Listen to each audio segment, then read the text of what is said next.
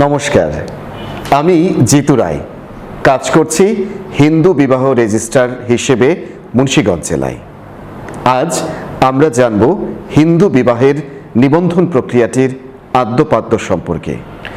হিন্দু বিবাহ নিবন্ধন ধর্মীয় বন্ধন থেকে এখন আইনি স্বীকৃতির পথে।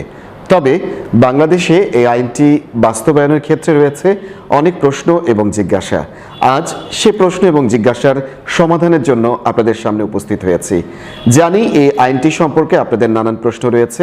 কিভাবে হিন্দু আইনটি প্রয়োগ করা হয়, বিবাহ ক্ষেত্রে কি কি যোগ্যতা লাগে এবং বিবাহের ক্ষেত্রে কোন জায়গাটিতে আমরা রেজিস্ট্রেশন করব, বিবাহ পরবর্তী সময় রেজিস্ট্রেশন করা যাবে কিনা, এই ধরনের নানান ধরনের প্রশ্ন রয়েছে। প্রশ্নগুলোর উত্তর ভিডিওর শেষ পর্যন্ত আপনি জানতে পারবেন। একেবারে ভিডিওটি স্কিপ না করে পুরো ভিডিওটি দেখে যান, তাহলে আপনি নিশ্চিতভাবে আজ এই সকল প্রশ্নগুলোর উত্তর জানতে পারবেন। হিন্দু শাস্ত্র মতে বিবাহ হলো সমগ্র জীবনে যে 10টি সংস্কারের কথা বলা হয়েছে বা মাঙ্গলিক অনুষ্ঠানের কথা বলা হয়েছে, তার মধ্যে শ্রেষ্ঠ এবং পবিত্র সংস্কার। এটি মানব জীবনের অন্যতম প্রধান ধর্মীয় দায়িত্ব, যেখানে নারী পুরুষ তাদের সংসার ধর্ম শুরু করে এবং মোক্ষ লাভের উদ্দেশ্যে, ধর্ম পালনের উদ্দেশ্যে একসঙ্গে পথ চলা শুরু করেন। বিবাহ নারী পুরুষের মধ্যে ধর্মীয়, সামাজিক, আধ্যাত্মিক বন্ধন স্থাপন করে এবং গার্হস্থ্য জীবনের সূচনা করেন। এটি কেবল পারস্পরিক সম্পর্ক নয়, দুইটি পরিবারের মধ্যে আত্মিক বন্ধনও গড়ে তোলে। আমাদের হিন্দু ধর্মাবলম্বীদের কাছে বিবাহ শুধুমাত্র একটি সামাজিক দায়িত্ব পালন নয়, বরং এটি হিন্দু ধর্মীয় ও আধ্যাত্মিক অনুষ্ঠানের একটি অংশ। দীর্ঘদিন ধরে ধর্মীয় আচার অনুসারে সম্পন্ন হওয়া বিবাহকে যথেষ্ট বলে বিবেচনা করা হলেও সময়ের পরিবর্তনের সাথে সাথে এখন এই সম্পর্কের আইনি স্বীকৃতি, সামাজিক নিরাপত্তা এবং নারী পুরুষ উভয়ের অধিকার রক্ষায় বিষয়টি অত্যন্ত গুরুত্ব পাচ্ছে। আজ এই জন্যই এই সম্পর্কের ধর্মীয় বিশ্বাসের সাথে সাথে আইনগত ভিত্তি অপরিহার্য হয়ে উঠেছে। এই প্রেক্ষাপট থেকেই হিন্দু বিবাহ নিবন্ধন একটি সময়োপযোগী ও গুরুত্বপূর্ণ পদক্ষেপ হিসেবে আবির্ভূত হয়েছে। বাংলাদেশে হিন্দু বিবাহ সাধারণত ধর্মীয় আচার অনুষ্ঠান অনুসরণ করে অনুষ্ঠিত হয়। পুরোহিতের উপস্থিতিতে মন্ত্রপাঠ, মালাবদল, অগ্নিসাক্ষী, 7 পাকে ঘোড়া, স্মৃতিতে সিঁদুরদান ইত্যাদি ধাপে বিবাহ সম্পন্ন হয়। এই আচারগুলো বিবাহের অবিচ্ছেদ্য অংশ এবং হিন্দু ধর্মমতে অবিচ্ছেদ্য অংশ এবং অপরিহার্য অঙ্গ হিসেবে বিবেচিত। তবে এসব বিবাহে ধর্মীয় রীতিতে সমাজ বৈধতা বিবেচিত হলেও রাষ্ট্রের কাছে এর কোনো লিখিত স্বীকৃতি থাকতো না। ফলে আইনি দলিল ছাড়া এই বিবাহ রাষ্ট্রীয় স্বীকৃতি পায় না। এখন প্রশ্ন হচ্ছে, ধর্মীয় রীতিনীতি অনুযায়ী বিয়ে হলেও কেন প্রয়োজন হলো হিন্দু বিবাহ নিবন্ধন আইনটি? দেশের প্রচলিত আইনে মুসলিম, খ্রিস্টান ও অন্যান্য ধর্মাবলম্বীদের বিবাহ নিবন্ধনের বিধান থাকলেও হিন্দুদের ক্ষেত্রে এই ব্যবস্থাটি একেবারেই ছিল না। নিবন্ধন ছাড়া বিবাহের আইনি স্বীকৃতি না থাকায় বহু হিন্দু নারী ও সন্তান নানা সময়ে ভরণ পোষণ, উত্তরাধিকার বা বৈধতার প্রশ্নে বঞ্চিত হয়ে থাকতেন।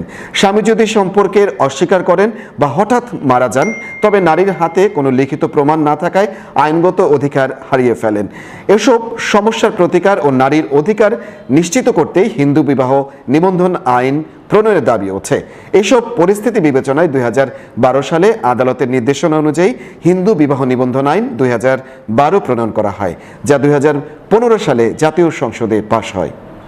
এখন প্রশ্ন হচ্ছে, কেন এই বিবাহ রেজিস্ট্রেশনটি করব, কি কি সুবিধা মেলে? বিবাহের বৈধতায় আইনত প্রতিষ্ঠা ক্ষেত্রে সন্তানের পরিচয় ও অগ্রাধিকার নিশ্চিতের জন্য স্বামী বা স্ত্রীর নামে সম্পত্তির দাবি করা সহজ হয়। এছাড়াও পাসপোর্ট ও জাতীয় পরিচয়পত্রে স্বামী এবং স্ত্রীর নাম অন্তর্ভুক্ত করা সহজ হয়। আদালতে বিবাহ প্রমাণ করা সহজ হয়। ভবিষ্যতে বিবাহ বিচ্ছেদ, ভরণ পোষণ বা সন্তান অভিভাবকত্বের ক্ষেত্রে এটি বিশেষ সুবিধা বহন করেন। হিন্দু নিবন্ধন না করলে কি ধরনের অসুবিধাগুলো হয় সেটা আমরা একটু জেনে নেই। আদালতে বিবাহ প্রমাণ করতে তারা ব্যর্থ হন, নারী দাম্পত্য সম্পর্কের প্রমাণ দিতে ব্যর্থ হন। ফলে সম্পত্তি বা ভরণ পোষণ থেকে তাদের দাবি বা জটিলতা হতে পারে। সন্তানদের জন্ম নিবন্ধনের ক্ষেত্রে সমস্যার সৃষ্টি হতে পারে। সন্তানদের বৈধতার প্রশ্নবিদ্ধ হতে পারে। সন্তানের উত্তরাধিকার, ভরণ পোষণ, পেনশন পেনশন দাবিতে জটিলতা দেখা দিতে পারে। পাসপোর্ট বা জাতীয় পরিচয়পত্রের ম্যারেজ না দেখানোর কারণে কিন্তু এটি প্রমাণ হিসেবে কিন্তু আর থাকছে না, যা বিদেশ গমনের ক্ষেত্রে বা সরকারি কাজে বিবাহিত পরিচয়ের ক্ষেত্রে আপনারা স্বামী স্ত্রী কিনা সেটি প্রমাণ করতে কিন্তু ম্যারেজ সার্টিফিকেটটি আপনাকে গ্রহণ করতেই হয়। আর সেক্ষেত্রে এখন এই আধুনিকায়নের যুগে এসে আমরা যেটি লক্ষ্য করছি, পাসপোর্ট করতে গেলে, ভিসা আবেদন করতে গেলে বা উন্নত দেশের জন্য আপনি যখনই চেষ্টা করবেন তখনই কিন্তু আপনার স্বামী স্ত্রী বা আপনাদের দাম্পত্য জীবনের বৈধতা প্রমাণের জন্য কিন্তু আপনাদেরকে ম্যারেজ সার্টিফিকেটটি করতে হচ্ছে। এটি এখন আর ধর্মীয় বন্ধনের মধ্যে আবদ্ধ নেই, এটি চলে এসেছেন আইনি স্বীকৃতির পথে এবং দাম্পত্য জীবনের, হিন্দু ধর্মাবলম্বীদের দাম্পত্য জীবনের বৈধতা বা প্রমাণের জন্য কিন্তু ম্যারেজ সার্টিফিকেটটা এখন খুব সহজ এবং অত্যন্ত গুরুত্বপূর্ণ হয়ে গেছে। অনেক প্রশ্নগুলোর মধ্যে প্রধান জানার বিষয়টি হচ্ছে এর জন্য কি কি যোগ্যতার প্রয়োজন হয়। একজন হিন্দু পুরুষ অথবা নারী, পুরুষের ক্ষেত্রে 21 বছর বয়স, নারীর ক্ষেত্রে অবশ্যই অন্যান্য নিয়ম অনুযায়ী, অন্যান্য আইন অনুযায়ী অবশ্যই 18 বছর হতে হবে, তাহলেই আপনারা বিবাহ রেজিস্ট্রেশনটির জন্য উপযুক্ত বলে গণ্য হবেন। অনেক ক্ষেত্রে দেখা যায় অনেকেই এই বয়সটার মধ্যেই তারা কিন্তু চেষ্টা করেন নিজেদের বিবাহ বন্ধনে আবদ্ধ করবার জন্য, তারা কোর্ট ম্যারেজ বা এই ধরনের সিদ্ধান্ত নিয়ে থাকে। দেখুন, কোর্ট ম্যারেজ হচ্ছে সাধারণত একটি ঘোষণা মাত্র, আর এই ঘোষণাটি কিন্তু আপনার বৈবাহিক নিরাপত্তা বা বৈবাহিক সনদের কিন্তু চূড়ান্ত পর্ব নয়। আমি আবারও বলতে চাই যে যারা তাৎক্ষণিকভাবে বিবাহ করবার সিদ্ধান্ত গ্রহণ করেন এবং বিবাহ করবেন এই ধরনের মানসিকতা চেষ্টা করেন, তারা কোর্ট ম্যারেজ যেটি করেন সেটি একটি ঘোষণাপত্র মাত্র। কিন্তু হিন্দু আইনে স্পষ্ট বলা আছে সপ্তপদী সম্পন্ন হবার পরই আপনার কিন্তু অন্যান্য ধারাবাহিক কার্যক্রমগুলো চলবে। সেক্ষেত্রে আপনাকে অবশ্যই সপ্তপদী সম্পন্ন করতে হবে। নরনারীকে সিঁথিতে সিঁদুর দান করবেন এবং সপ্তপদী সম্পন্ন করবার পরেই তবেই কিন্তু তারা কাগজপত্রের দিকে এগিয়ে যাবেন। তারপরে কোর্ট ম্যারেজ করার পরে সর্বশেষ ধাপটি হচ্ছেন আপনি বিবাহ রেজিস্ট্রেশনের জন্য আসবেন।